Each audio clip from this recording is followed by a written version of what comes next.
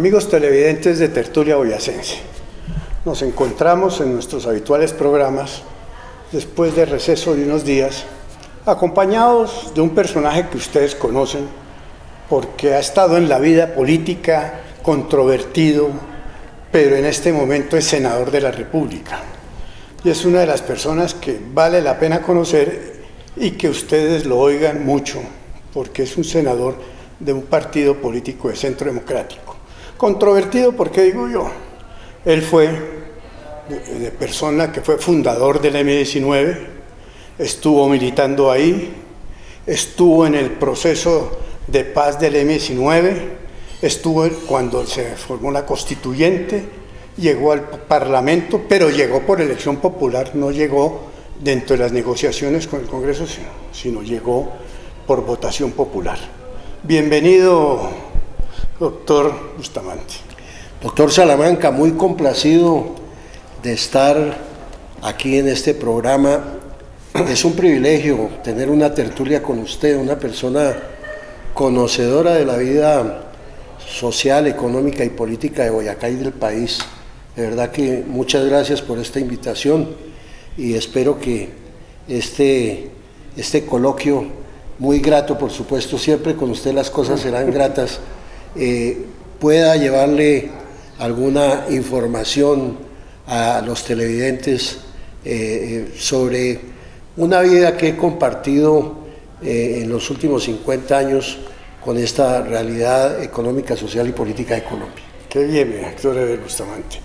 Pero ahora, senador, cuéntenos algo de su vida, usted, porque me interesa mucho conocer sus aspectos personales en estos programas políticos. ¿Usted es de dónde? Usted es del altiplano cundiboyacense, yo tengo entendido que usted es de la parte de Cundinamarca. Cuéntenos algo de su vida, de sus estudios y todo eso que ha hecho, cuéntenos algo. Muchas gracias, doctor Salamanca. Sí, yo nací en Zipaquirá, que es la tierra de la sal. ¿Cómo no? En los últimos 50 años se conoce por contar con un destino turístico maravilloso que es la Catedral de Sal, que hoy está a 180 metros debajo de la tierra, a profundidad. Soy de una familia liberal.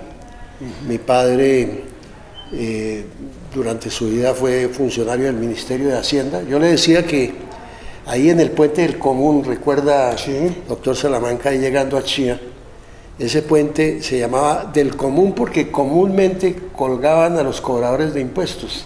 Entonces yo le decía, papá, te van a colgar algún día porque cobran los impuestos. Era la época en que el Ministerio de Hacienda tenía sus oficinas distribuidas en todo el país para captar los recursos de los ciudadanos. Son como oficinas de rentas. Oficinas de rentas, exactamente. Muy distinto a lo que hoy tenemos con toda la tecnología. Me tocó vivir en una época que vivimos todos los colombianos de esa generación, de la culminación, digamos, de la violencia liberal conservadora, para lo cual fue muy útil el acuerdo del Frente Nacional. Fue una solución, hay que reconocer que eso ayudó a superar, digamos, esa confrontación violenta, pero digamos que no alcanzó a prever los desarrollos propios de la migración del campo hacia la ciudad, las nuevas exigencias sociales, y surgieron nuevas demandas y exigencias de pluralismo político. Incluso yo recuerdo, porque yo me inicio en la política con la Juventud Liberal, respaldando la candidatura a la presidencia de la República del doctor Carlos Lleras Restrepo. En los años 68. Sí. Exactamente, cuando yo ingresé en esos años ya estaba en la Universidad Externada de Colombia, había iniciado mis estudios de Derecho, que era pues una de las escuelas tradicionales del derecho de la familia Inestrosa. Inestrosa y de los liberales. Exactamente, pero recuerdo como el pacto del Frente Nacional, que era constitucional, no permitía sino la expresión liberal y la expresión conservadora, al punto que cualquier otra opción política, como el caso de la ANAPO, tuvo que crear un ala liberal y una ala conservadora para adaptarse y acomodarse a la exigencia constitucional. En esa época, en ese periodo, pues además existían una serie de factores de orden internacional que hicieron que la juventud se volviera muy beligerante. Fue un periodo de mucha efervescencia sí, claro, política. Uno se acuerda. Exactamente. Y eso, de todas maneras, nos afectó de alguna manera en Colombia. Y digamos que en la juventud de mi generación, la lucha por el pluralismo político, la lucha contra el bipartidismo se volvió un objetivo político de la juventud. Sí, porque se decía la juventud que se habían amañado los liberales y los conservadores para estar en el poder. Exactamente, y que era necesario oxigenar, ampliar el proceso democrático de Colombia. Y claro, hubo un detonante que fueron las elecciones del 19 de abril de 1970. Sí. Yo ese año estaba haciendo mi último año de la Universidad Externado de Colombia. Yo llegué al consejo de mi ciudad natal en esa fecha. La primera vez fui concejal con una votación importante. En esa época sacar 800 votos era mucho. Era importante.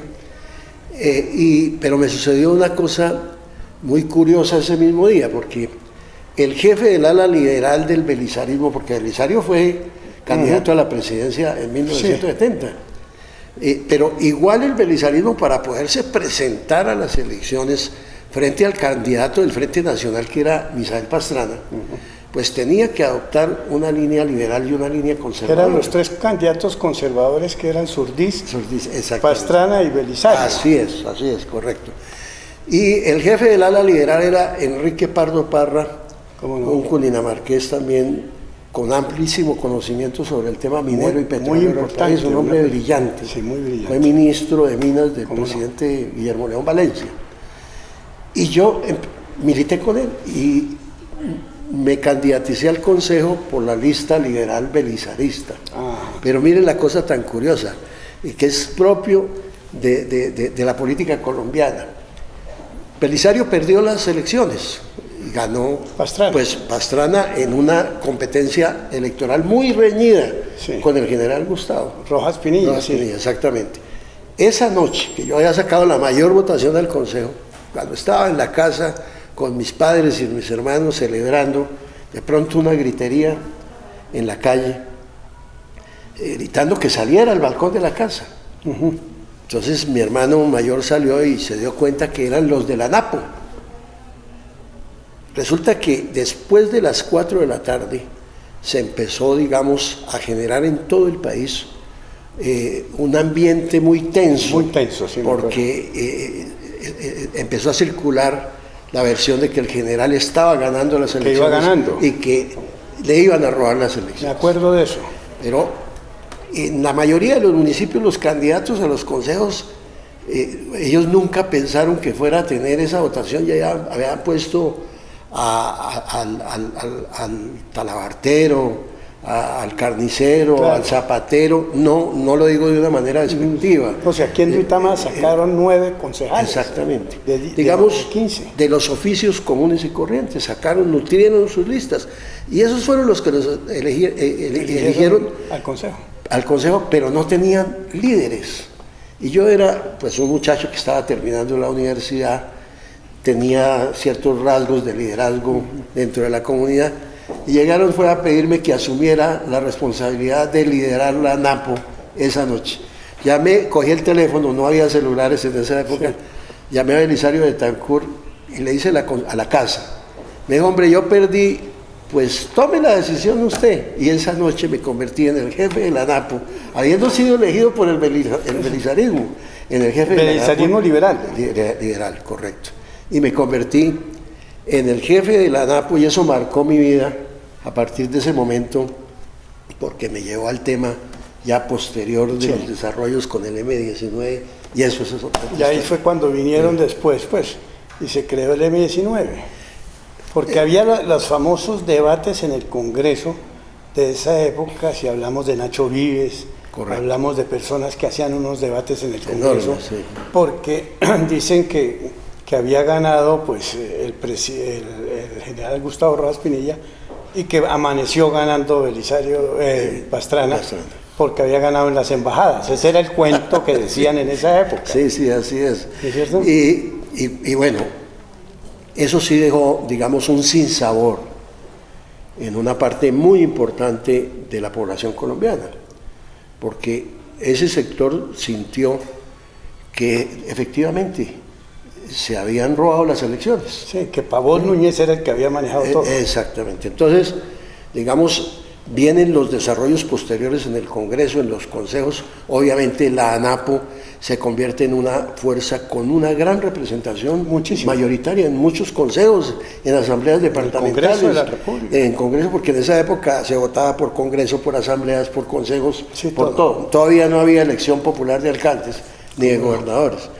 Entonces empieza a desarrollarse todo ese poder político que se logra en las corporaciones públicas y se polariza el país. Mucho. Se polarizó, es un periodo de mucha polarización. Hay que recordar que el 13 de junio del año 72, en Villa de Leyva, aquí en Boyacá, fue que se hizo el movimiento. Se creó el partido de la ANAPO. El partido de la ANAPO, que fue una cosa apoteósica, pero porque apoteósica. vinieron carros, gente de todo el país. Y, yo creo que es la única vez que se ha llenado esa plaza. Exacto, dicen que es de las plazas más grandes que hay en Colombia. Exactamente. Tal vez la más grande, que se llenó y los buses daban en cola casi hasta Sáchica. Así es, porque venían de todo el país. Una cosa, había, digamos, una efervescencia política, grandes movilizaciones, se creó el partido. Y es en ese contexto donde aparece un personaje, yo diría, excepcional e inédito en la política colombiana, un hombre que venía de ser secretario de Manuel Marulanda Tirofijo en la selva, que lo habían mandado a la Unión Soviética a estudiar porque era un poco indisciplinado allá en la guerrilla, se escapa de la Unión Soviética, el Partido Comunista Colombiano lo empieza a perseguir, que porque es de la CIA, era Jaime Bateman el que fundó, y él con una visión extraordinaria entendió el fenómeno de la ANAPO y lo que había sucedido el 19 de abril de 1970. Y dice, la guerrilla no puede seguir siendo una cosa por allá aislada echando bala en la selva, tiene que ser una cosa que conecte con el pueblo colombiano, con las masas.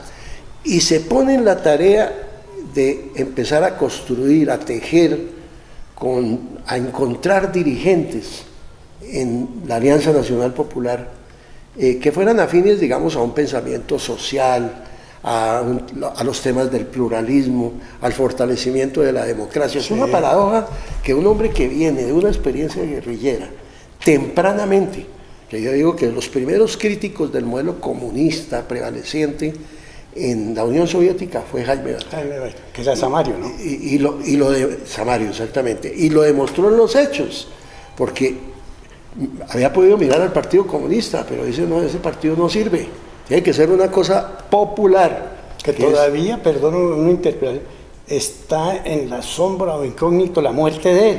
Correcto. Porque él viajando en una avioneta desapareció. En el año 82. En el año 82. Y no se sabe, entonces, ahí hay unos misterios. Exactamente. Sí. Pero en los orígenes, digamos, yo debo dar testimonio de que entendió que el tema de la democracia en Colombia, que ha tenido a lo largo de la historia, el país ha trabajado mucho por fortalecer su sistema democrático, pero tiene grandes vacíos, tiene fallas.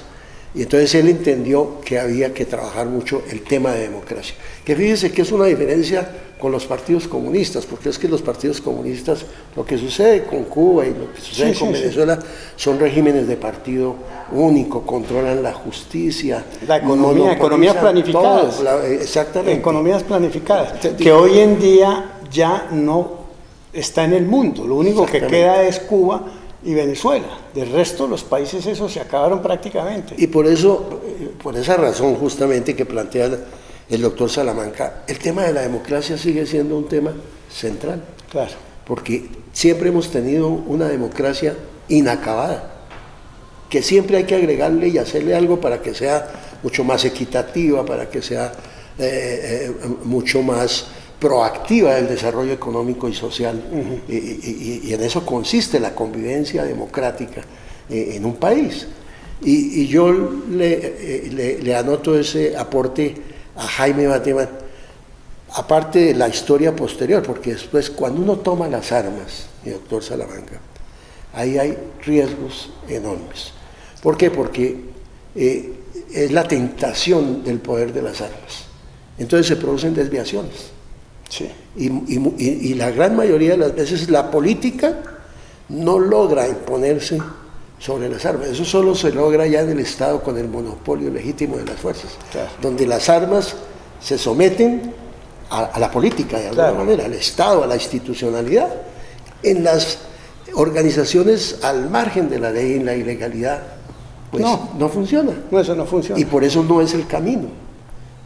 Pero eso lo vinimos a entender ya después, sí, cuando nos damos cuenta que la dinámica de las armas genera más violencia, genera más tragedia.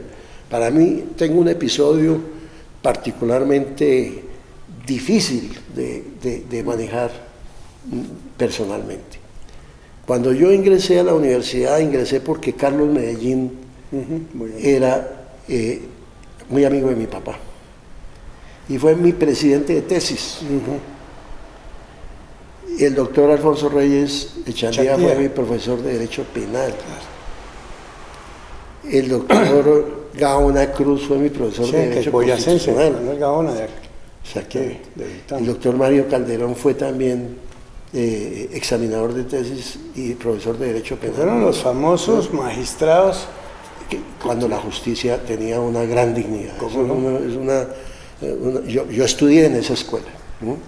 Y la paradoja con el transcurso del tiempo, el dolor que eso significa. Yo pocas veces lo cuento, pero es que aquí me he sentido tan a gusto que me siento en la confianza para decirlo. Cuando se produce la toma del Palacio de Justicia, que yo en esa época yo era el responsable de las tareas internacionales del M-19 y vivía en el exterior, y yo no tuve conocimiento. Si yo hubiera tenido conocimiento, yo como externadista, mediado mucho, yo me hubiera jugado la vida para que no se hiciera eso, porque es que yo conocía la calidad intelectual y moral de los magistrados de la época. Reyes Echandía, Gaona Cruz, todos ellos. Y ya cuando sucede ese hecho, y el palacio se lo toman, dentro del grupo que ingresa están personajes como Andrés Almarales, que era un gran orador, fue representante a la Cámara por la ANAPO, un laboralista extraordinario. Israel Santamaría no estuvo ahí, que había ganado las elecciones de la ANAPO en Antioquia, sacó como 300.000 votos, siendo muy joven, a los 25 años. Pero allá murieron, digamos, los compañeros de esa lucha rebelde, y murieron mis maestros. Digamos, eso es para terrible, mí, un dolor terrible. Esa es una tragedia, esa tragedia que ha vivido el país, yo la vivo todos los días. Claro. Que fueron los que me enseñaron, los que me formaron, y también mis compañeros de insurgencia política. Entonces, digamos, para mí eso es un hecho muy doloroso. Ahí tengo la tesis, mi presidente de tesis, con dedicatoria al doctor Carlos Medellín, muere en el Palacio de Justicia. Sí, muere también el Palacio. Y ahí viene esa tragedia que la dirigió, pues dicen que había muchas cosas controvertidas, muchos conceptos controvertidos en la parte del Palacio, que la toma el 19, que Pablo Escobar entró en esa negociación, que pagó. Hay muchas cosas que nunca se sabrá muy confusas, nunca se sabrá realmente la historia verdadera.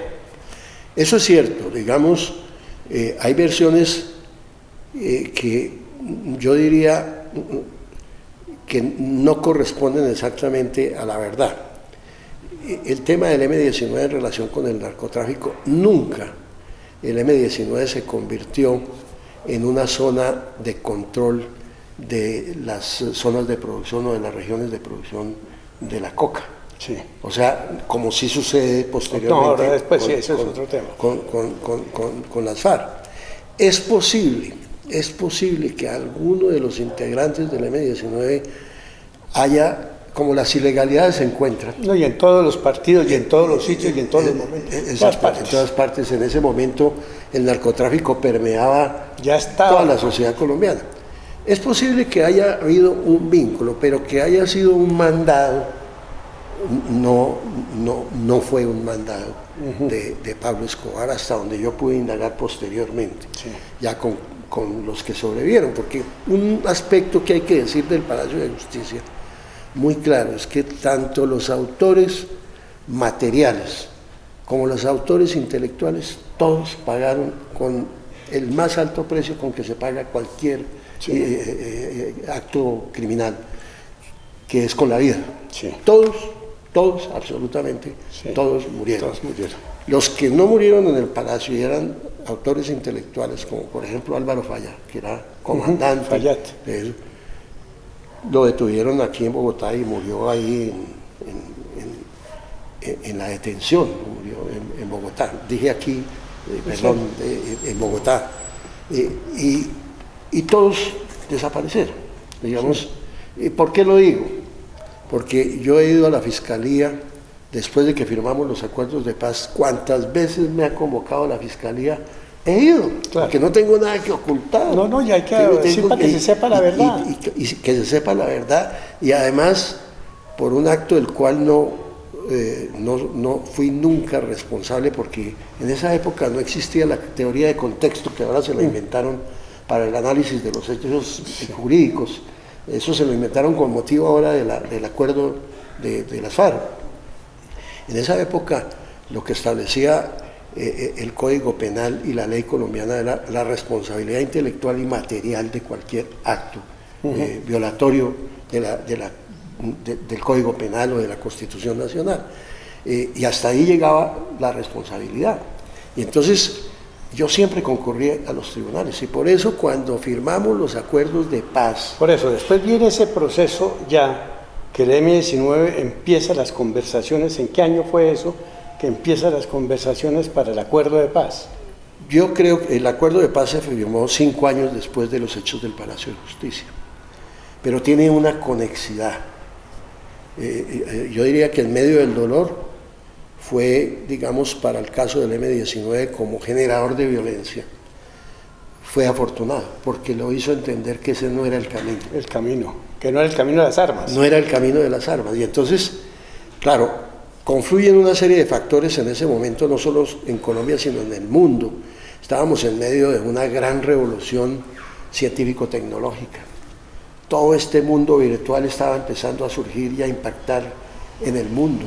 Se estaba produciendo un reordenamiento geopolítico en el mundo, con la problemática que había derivada de la Guerra Fría, todo el tema del muro de Berlín, el campo socialista, todo eso estaba produciendo un reordenamiento, y eso nos influyó para pensar que ese, en primer lugar, no era el camino. Que el camino que como ustedes tenían gente muy preparada dentro del movimiento de los directivos, profesionales, empezaron a entender lo que acabas de decir, la Guerra Fría en Europa, el muro de Berlín, inclusive la Unión Soviética ya dando sus pasos en decadencia. Además, que no era opción. Estaba comprobado históricamente que ese modelo político no era la opción para el mundo.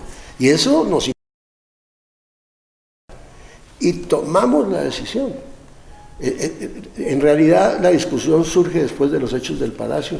Dura 3-4 años la discusión. Finalmente nos reunimos en el Cauca, en Los Robles, el 4 de octubre de 1989, y decimos: vamos a dejar las armas. Se reúnen los delegados de todo el país del M-19 y tomamos una decisión que consideramos para nosotros histórica, y es de manera voluntaria. Decimos: vamos a dejar. Fue un proceso de paz donde hubo indulto, pero donde ustedes se sometieron a la justicia colombiana y depusieron sus armas y todo sin ninguna negociación, como es hoy en día. Exactamente, fue un acto de voluntad, digamos, de reconciliación y de pedirle perdón a Colombia, decir: nos equivocamos y el único camino aquí es que todos contribuyamos a fortalecer democracia.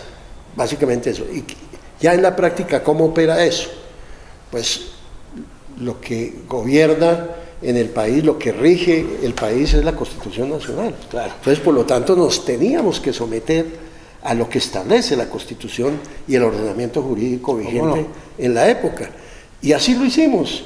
Entonces, en esa época, los que adelantaban las investigaciones eran los tribunales de orden público y los tribunales superiores. Entonces, el presidente Barco dictó un decreto para que todos los procesos de todo el país sobre los miembros del M-19 fueran a esos tribunales y que esos tribunales determinaran que los que fueran responsables de delitos atroces o delitos de lesa humanidad no podían ser beneficiarios del indulto. Del indulto, sí. No podían ser. Hubo varios del M-19 que no fueron beneficiarios y que continuaron en la cárcel. Estaban en la cárcel.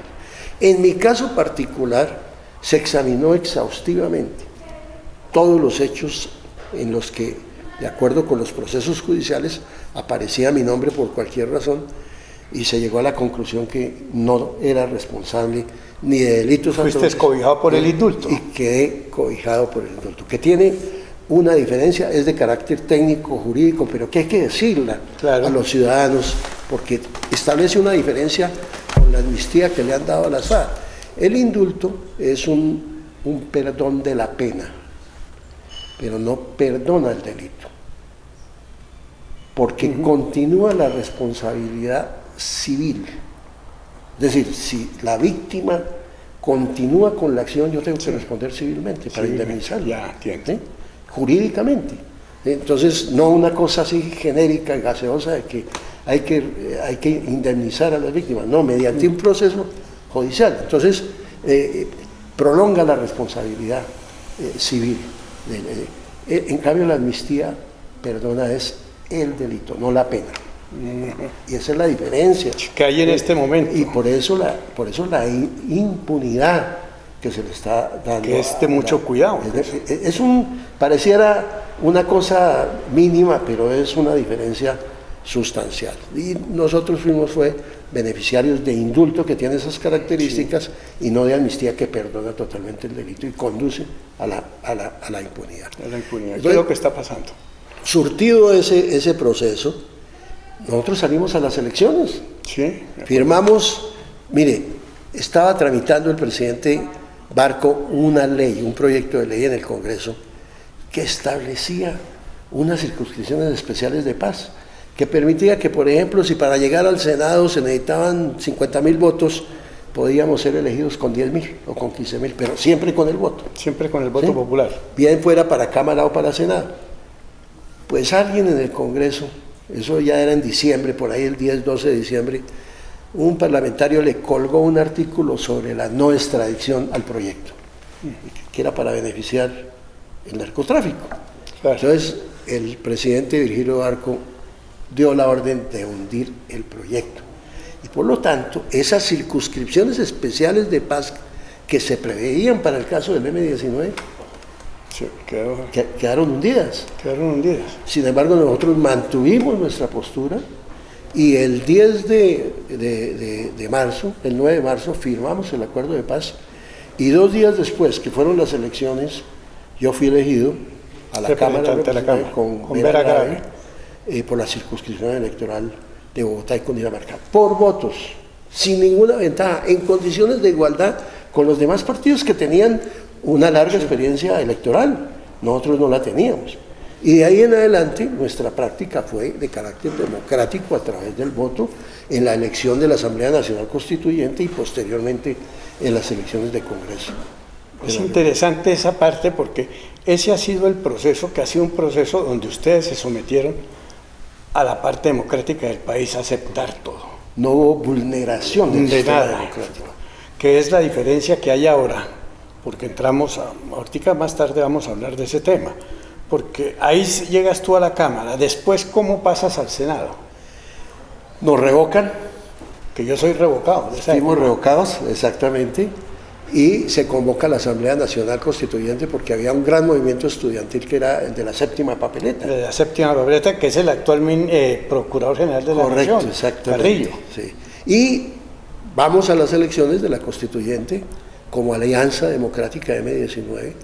No lanzamos candidatos exclusivamente nuestros, sino ahí, por ejemplo, Álvaro Leiva fue constituyente nuestro. Sí, que ahora está ese negociador de los... Sí, pero hubo otro, incluso un representante de las autodefensas lo vinculamos a la Asamblea Nacional Constituyente.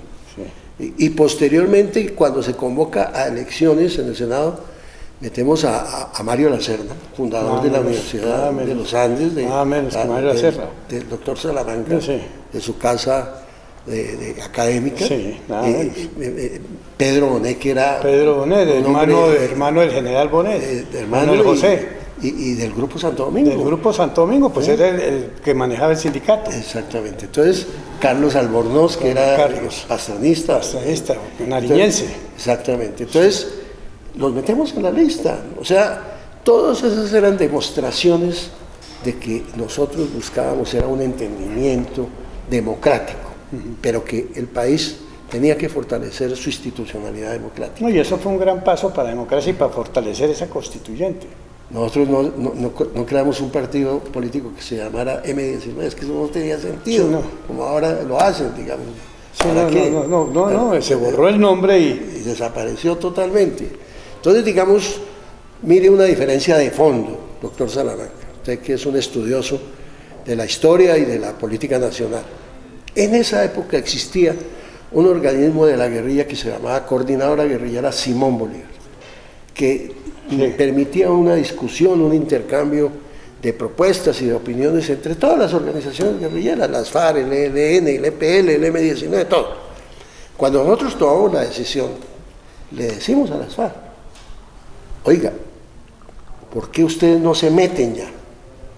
Esto no tiene ninguna posibilidad de triunfar, ninguna viabilidad. Aquí tenemos que tener... Por las armas no se va a llegar. Exactamente, tenemos que tener un acto de responsabilidad con Colombia. Si ustedes quieren Colombia, quieren a los colombianos, hombre, lo mejor es dejar las armas. Estoy hablando de 1989, 1990, hace 27 años. Claro. ¿Cuál es la diferencia? Porque es que el presidente Santos, hace año y medio, en un congreso internacional de periodismo en Cartagena, dijo, pero es que ya los señores del Centro Democrático no tienen autoridad moral porque tienen un guerrillero que a él está en el Congreso y por qué él sí y los otros no. Yo le contesté en una carta y explicándole, le dijimos a las FARC, hay que entregar las armas ya para no causar más dolor a Colombia. Mire la diferencia, más de 25.000 muertos en estos 27 años.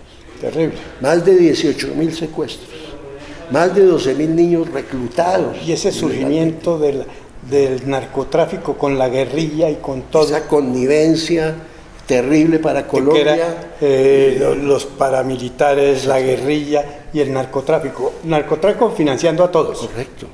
Más de 20.000 atentados a la infraestructura física del país. Sí. Entonces uno dice, ¿cuál es la responsabilidad? ¿Cuál es el límite ético? ¿Cuál es el límite moral? ¿Cuál es el límite jurídico? ¿Cuál es el límite político? Tiene que haber una responsabilidad, claro, porque nosotros lo hicimos y les explicamos. Entonces, conscientemente ellos tomaron una decisión y tienen que ser responsables de las consecuencias de esa decisión equivocada, porque llevó a cometer miles de crímenes. Entonces, eso es lo que el país discute hoy en día. Es que el país discute porque ya trasladándonos a la época actual, que usted como senador, vemos lo que sucedió hace poco, que fue el proceso del plebiscito, porque aquí se estableció que el proceso del plebiscito pues era, no que nadie no quisieran la paz, todo en el país quieren la paz, es la manera como se está haciendo esa paz, cómo se está entregando, si se está entregando el país, se está entregando... ¿A qué costo? ¿A qué costo de esa paz? Ganó un plebiscito que fue muy controvertido. Yo entrevisté aquí, en esa época, al doctor Uribe, entrevisté al doctor Jaime Castro, entrevistamos también al señor procurador de ese entonces, al doctor Alejandro Ordóñez, y todos hablaban sobre el no, y también entrevisté otros que eran partidarios del sí. Y los del no explicaron el por qué el no. Y sabiendo, y le cuento unas infidencias en las que yo hablé con el doctor Uribe, no se pensaba ganar que el no. Así es. Porque decían que había una cantidad, y el doctor Jaime Castro decía, eso no ganamos, pero es que toca establecer y dejar las bases y decir no, por qué, y por qué, y por qué. Correcto. Y eso era, porque están un tanto de mermelada y esto pusieron toda la maquinaria y ganó el no. Así hubiera sido por escaso margen. Ganó la conciencia. Ganó el pueblo. Exactamente. El pueblo ganó, entonces, porque el pueblo sí quiere la paz, pero no el costo ese que está diciendo usted, honorable senador.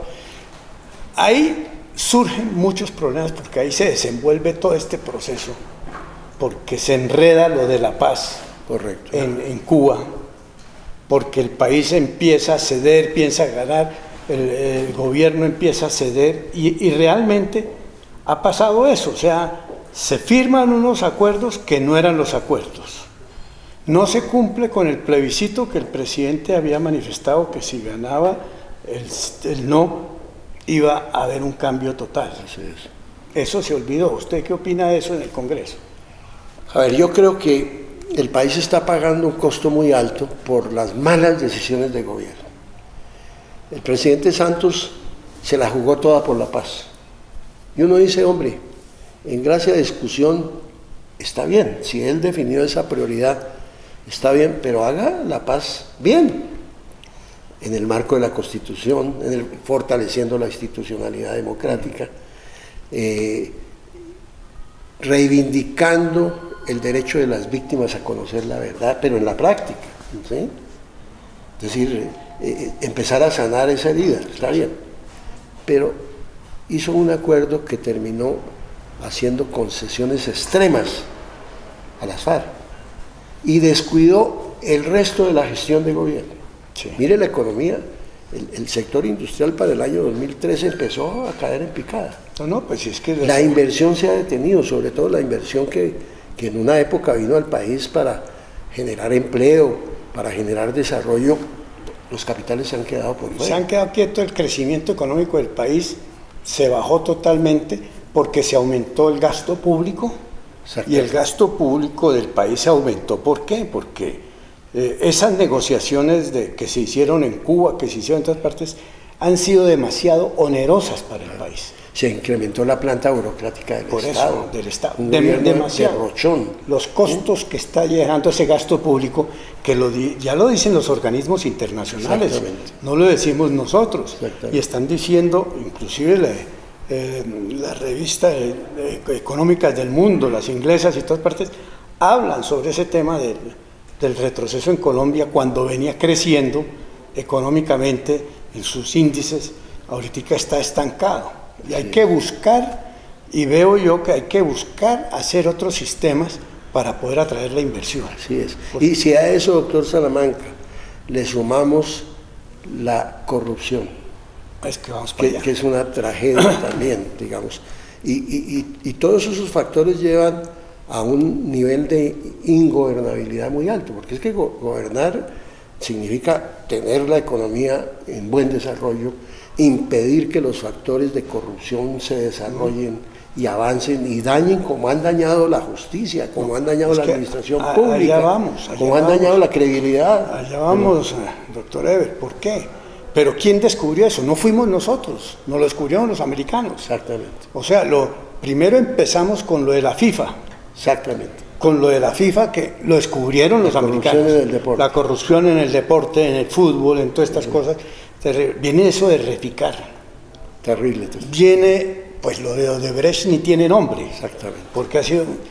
Y vienen todas las corrupciones aquí de los partidos políticos, de que uno ve la justicia, como dicen el cartel de la toga. Es que la justicia, ¿cómo es posible que los presidentes de estos estuvieran metidos en esas negociaciones para cambiar los procesos o todo? Vemos lo del Congreso también de la República, los famosos ñoños, todos los que están viniendo. Entonces, ve uno que el país por todos lados, o sea, esto yo no sé cómo se irá a hacer. Pues mi doctor Salamanca, justamente se avecina una coyuntura importantísima para el país. Yo diría que es una coyuntura histórica. Los colombianos estamos abocados.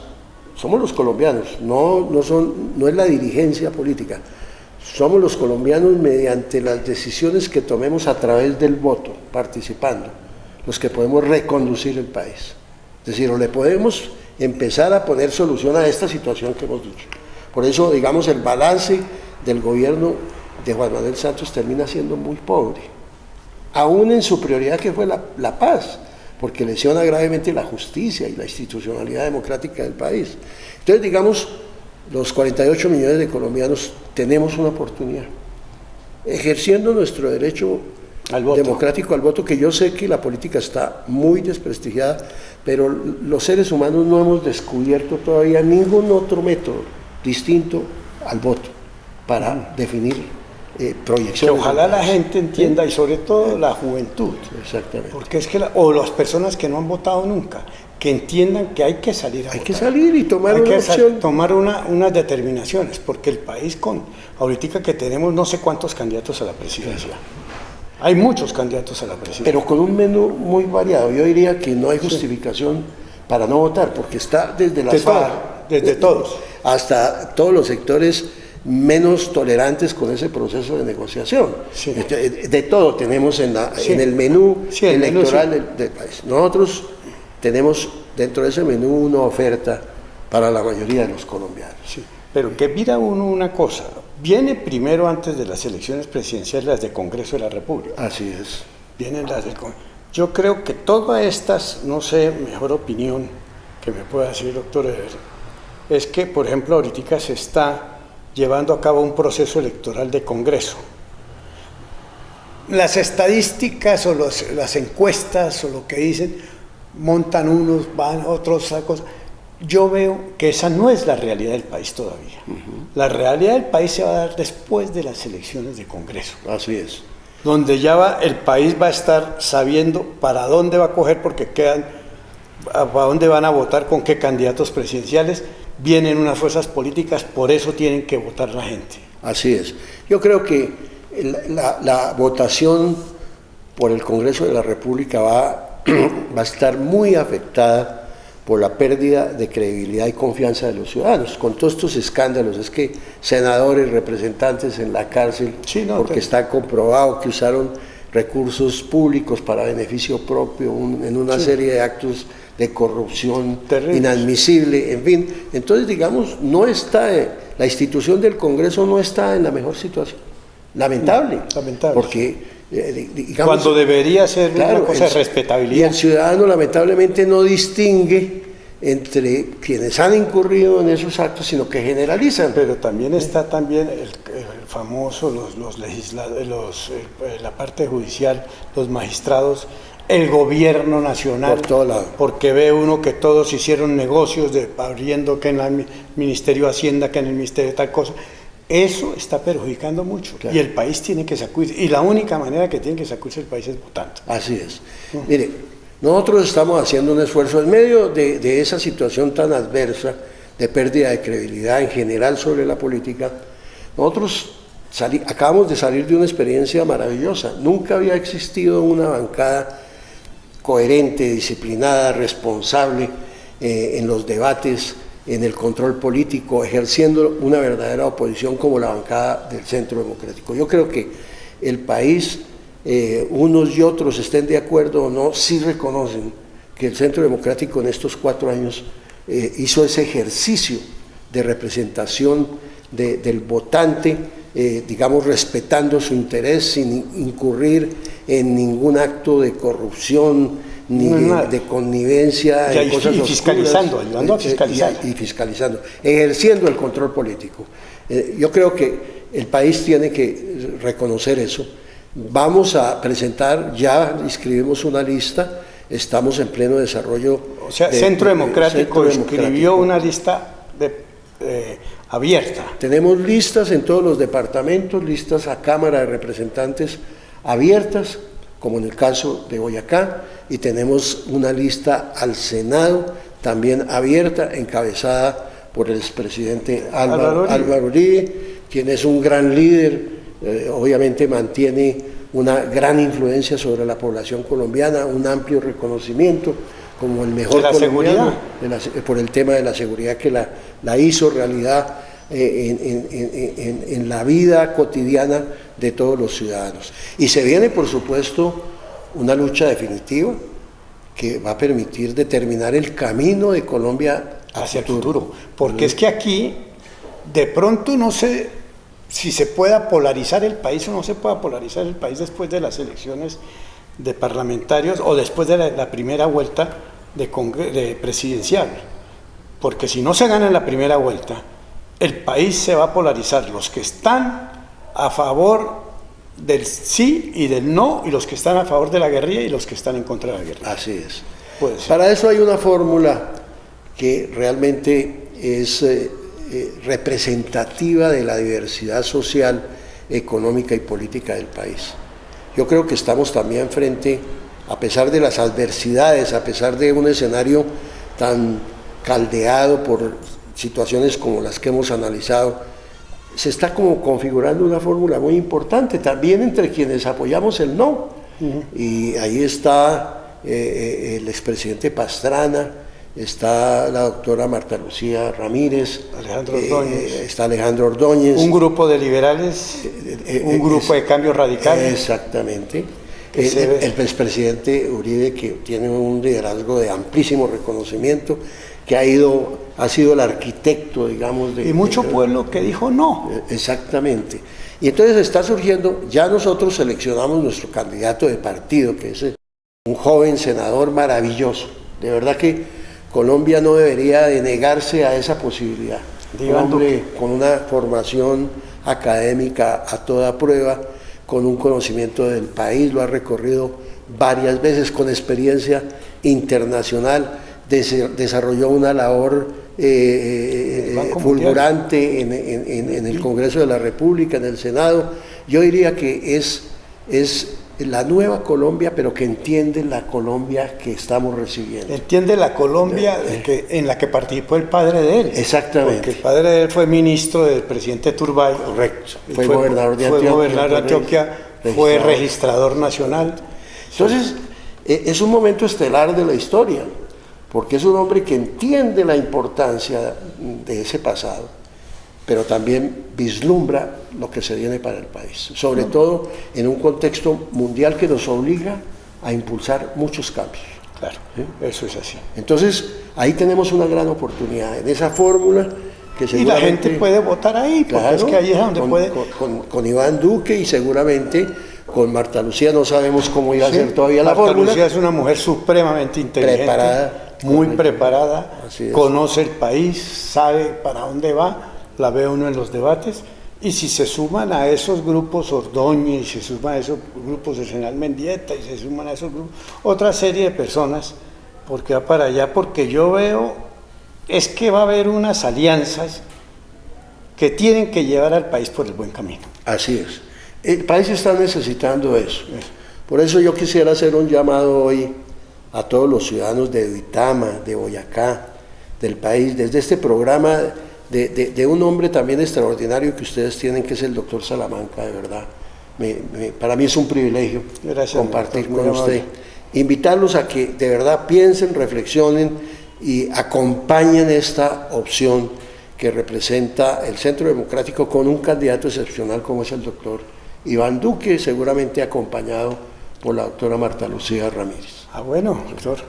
Bueno, amables televidentes, han escuchado ustedes a una persona de un vasto conocimiento del país en todas sus áreas y que realmente hoy está de senador y ha sido un senador productivo para el país. Muchas gracias, doctor Salamanca, muy agradecido. Muchas gracias. Muy amable a los televidentes, muy amable al canal de televisión, a Diana y Freddy, muy gentil, muchas gracias, y a Santiago.